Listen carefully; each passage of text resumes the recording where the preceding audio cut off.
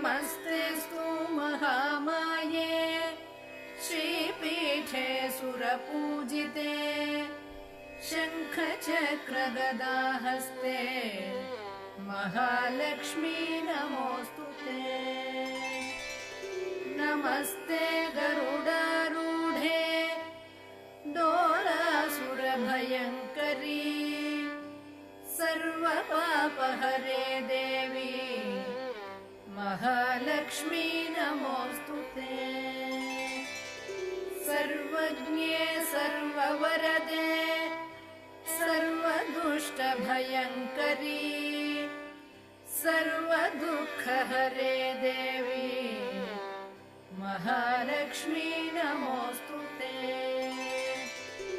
सिद्धिबुद्धिप्रदे देवी भुक्ति